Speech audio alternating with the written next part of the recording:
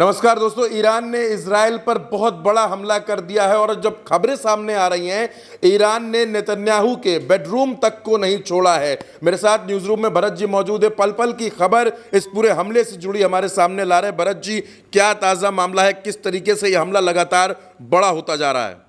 देखिए चंद्रकांत जी, बहुत बड़ी खबर है और आज सुबह सुबह यानी सोमवार को ईरान ने इजराइल पर ताबड़तोड़ हमले किए हैं। अब तक पिछले 4 दिनों में इतना बड़ा हमला किसी भी दिन नहीं हुआ है जितना बड़ा हमला ईरान ने आज किया है। और नेतन्याहू ने इस बात को माना है कि इजराइल की मिसाइल उनके बेडरूम तक खिड़की को पार करते हुए आ गई थी और इसीलिए नेतन्याहू इस समय उनको अंडरग्राउंड कर दिया गया है, उनको बंकर में छिपा दिया गया है। देखिए, फॉक्स न्यूज़ के हवाले से हम आपको बता रहे हैं, फॉक्स न्यूज़ ने क्या छापा है, आप इधर आके दिखा सकते हैं। फॉक्स न्यूज़ ने छापा है, they tried to kill me, fired a missile into my bedroom window, they missed. वो चूक गए, उन्होंने मेरे मिसाइल मारी मेरे बेडरूम में विंडो पर, लेकिन वो चूक गए। अब इनके मुंह से मैं सुना देता हूं, बहुत लोगों को ये आश्चर्य लगेगा कि ये नेतन्याहू के बेडरूम तक कैसे पहुंच सकता है ईरान। और देखिए, अब आपको सुनाते हैं।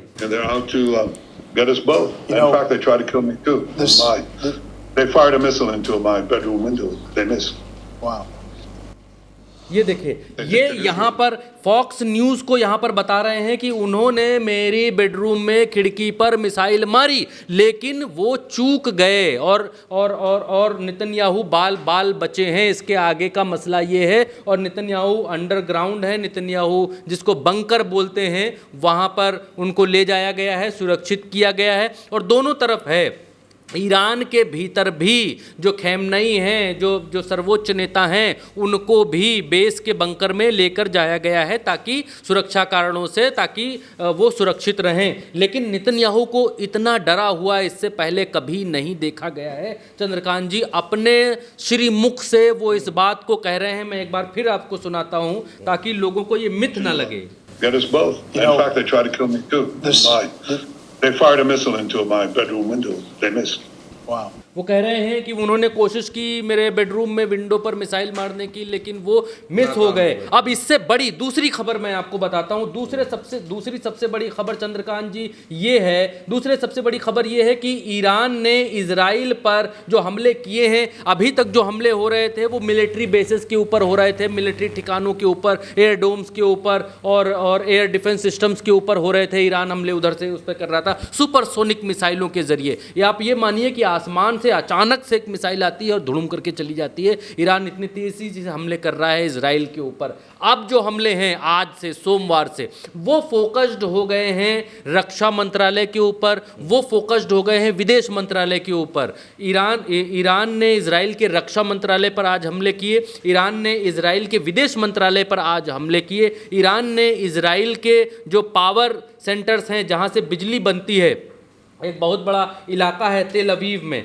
मैं आपको दिखलाता हूँ, आप यहाँ दिखाइएगा, मैं आपको बताता हूँ। तेल अवीव का जो इलाका है, उस इलाके में आप यहाँ आइएगा, मैं कैमरा लेकर इधर आइए। तेल अवीव का ये जो इलाका है, ये यूएस एम्बेसी की एक ब्रांच है। ये रही यूएस एम्बेसी की एक ब्रांच है। ये ब्रांच बिल्कुल तेल अवीव में है और ये तेल अवीव, ये शहर है आपका, ये पूरा तेल अवीव शहर है। और इस शहर में यहाँ यूएस एम्बेसी की ये ब्रांच है और यहाँ पर मिसाइल मारी है आज यूएस एम्बेसी के ऊपर। यूएस एम्बेसी के ऊपर मिसाइल मारने का चंद्रकांत जी सीधा सा मैसेज है कि अब ईरान ये चाहता है कि अमेरिका पर्दे के पीछे से जो खेल रहा है वो खेल खेलना बंद करे। हम जान गए हैं, समझ गए हैं कि पर्दे के पीछे आप हैं, इसीलिए उस पर्दे को फाड़ दिया है ईरान ने। सीधा यूएस एम्बेसी के ऊपर मिसाइल मारी है और यूएस एम्बेसी ने बाकायदा, ये देखिए, ये वीडियो मैं आपको दिखाता हूँ। देखिए, ये यूएस एम्बेसी के भीतर का वीडियो है, ये यूएस एम्बेसी के भीतर का वीडियो है। आप देखिए कि जो मिसाइल लगी है, मिसाइल लगने के बाद खिड़कियाँ सब अंदर टूटी फूटी हुई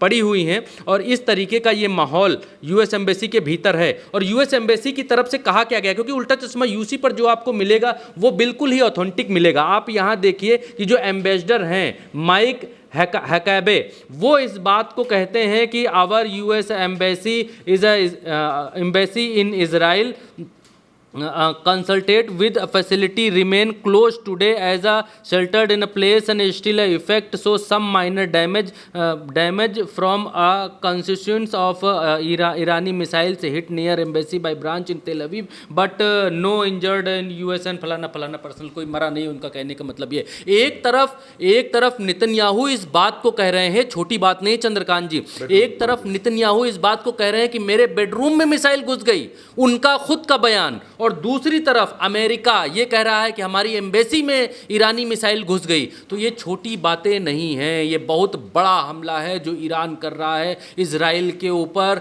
नेतन्याहू के घर में बेडरूम में मिसाइल घुसी जा रही है। ट्रंप का जो एम्बेसी है, यूएस एम्बेसी तेल अवीव में जो है, वहाँ पर मिसाइलें घुसी जा रही हैं। तो ईरान अब ये सीधा आर पार के मूड में है और सीधा संदेश दे रहा है कि अब या तो कर गुजरेंगे या तो अब कुछ होकर ही रहेगा। और तमाम सारे जो है न्यूज़ वेबसाइट्स वो इस बात को रिपोर्ट कर रही हैं। आप ये देखिए कि US embassy in Israel damaged by a fresh strike. आगे एक और अखबार लिखता है Israel Iran conflict live, US embassy in Tel Aviv suffered damage after Iranian strike shut from today, यानी आज के लिए बंद कर दी गई है इनकी एम्बेसी। अच्छा, एक और चीज़ है, देखिए जो हमले हो रहे हैं वो हमले अब पावर प्लांट्स के ऊपर, कल का दिन था इजराइल ने ईरान के पावर प्लांट्स, गैस रिफाइनरीज और ऑयल रिफाइनरीज के ऊपर कल के दिन हमले किए थे।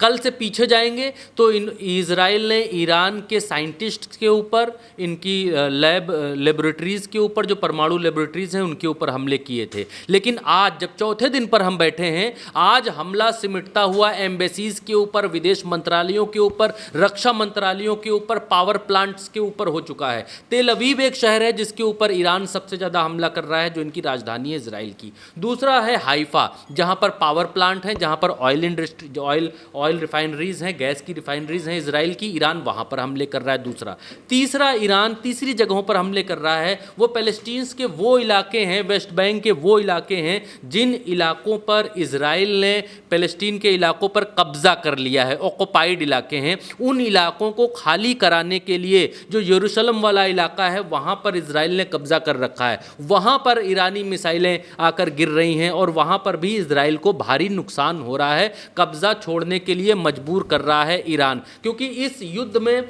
मोटिव आपको समझना पड़ेगा। इजराइल का मोटिव ये है कि वो ईरान को परमाणु बम ना बनाने दें और इससे रोकें, इसलिए वो उनके साइंटिस्ट को मार रहे हैं, उनके परमाणु लैब्स को तबाह कर रहे हैं, उनके जो गैस रिफाइनरीज, ऑयल रिफाइनरीज हैं उनको तबाह कर रहे हैं। लेकिन दूसरी तरफ से ईरान का भी उससे बड़ा मोटिव है।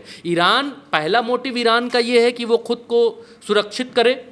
दूसरा मोटिव उसका यह है कि पैलेस्टीन के जिन इलाकों पर इजराइल ने हर हमले दर हमले कब्जा करता चला गया है, इजराइल पैलेस्टीन के इलाकों पर, या वेस्ट बैंक जिसको आप कह लीजिए, वेस्ट बैंक के इलाकों पर, जेरूसलम के इलाकों पर, उन इलाकों को वो कब्जा मुक्त भी करा रहा है और इसीलिए वहाँ से ताबड़तोड़ मिसाइलें दाग रहा है।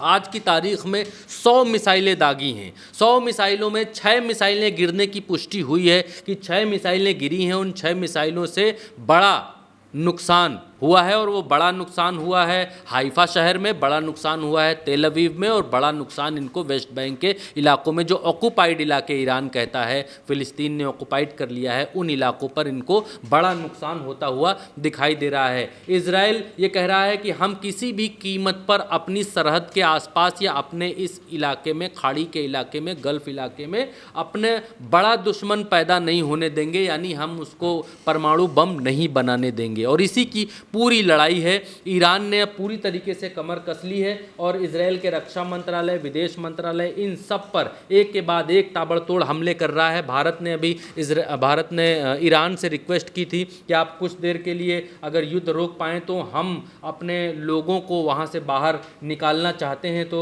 ये अखबारों के सौजन्य से मैं आपको एक खबर बता रहा हूँ, इंडियन अखबारों के सौजन्य से, कि राज़ी हुआ है ईरान और ईरान ने कहा है कि आप भारतीय लोगों को अगर निकालना चाहते हैं तो हम उसका जो है वक्त दे सकते हैं, आप भारतीय लोगों को यहाँ से बाहर निकाल सकते हैं। तो ये चल रहा है, बहुत भयंकर और भीषण युद्ध चल रहा है खाड़ी में। और अब ये लगने लग गया है कि इजराइल ने ईरान से गलत पंगा ले लिया है। अभी तक जो गज़ा से युद्ध चल रहा था, या अभी तक जो प्रॉक्सी संगठन हैं ईरान के, उन हूती हो गया और हिजबुल्ला हो गया, या गज़ा में जो इनके प्रॉक्सी संगठन हैं, उनके ज़रिए जो युद्ध चल रहा था वो छोटे मोटे युद्ध थे। लेकिन अब देश टू देश लड़ाई हो गई है, आमने सामने दो राष्ट्र हो गए हैं। अब दो राष्ट्र आमने सामने हो गए हैं, इसमें अब ईरान ये चाहता है कि जो पर्दे के पीछे लोग हैं वो लोग खुलकर सामने आए। अमेरिका इजराइल के पीछे है, इसमें कोई दो राय नहीं है। और इसीलिए अब ईरान सीधे अमेरिका को टारगेट करने लग गया है। ईरान चाहता है कि अगर अमेरिका खुलकर सामने आए तो फिर रूस जो ईरान के पीछे है वो भी खुलकर सामने आए कि हम ईरान को दे रहे हैं, ये सब सप्लाई कर रहे हैं, सैनिक सहायता मुहैया करा रहे हैं। जो चीन ईरान के पीछे है वो भी ईरान के पीछे खुलकर सामने आएगा सपोर्ट में। और इसीलिए अब ईरान चाहता है कि अमेरिका खुलकर सामने आए, पर्दे के पीछे रहकर जो गोला बारूद मुहैया करा रहा है या सहायता मुहैया करा रहा है इसराइल को, क्योंकि इसराइल खुद के दम पर इतना पावरफुल नहीं है जितना वो अमेरिका से हाथ मिलाने के बाद पावरफुल होता है। ये ईरान को बखूबी मालूम है। और अब जब ईरान इतने भीषण हमले कर रहा है कि मिसाइलें नेतन्याहू के बेडरूम तक पहुंच रही हैं, तो आप लड़ाई का स्तर समझ सकते हैं चंद्रकांत जी किस स्तर तक जा चुका है। बिल्कुल, लड़ाई का स्तर बहुत बड़ा हो चुका है और ये युद्ध लगातार बड़ा होता जा रहा है। लगातार इसमें अलग अलग तस्वीरें, अलग अलग खबरें जो सामने आ रही हैं वो ये बताती हैं कि इस युद्ध की तासीर कैसी है और इस युद्ध किस अंजाम तक पहुंच सकता है। फिलहाल न्यूज़ रूम में मेरे और भरत जी के साथ इस चर्चा में इतना ही। आप उल्टा चश्मा यूसी के साथ बने रहिए, जुड़े रहिए, चैनल को सब्सक्राइब ज़रूर कीजिएगा। नमस्कार।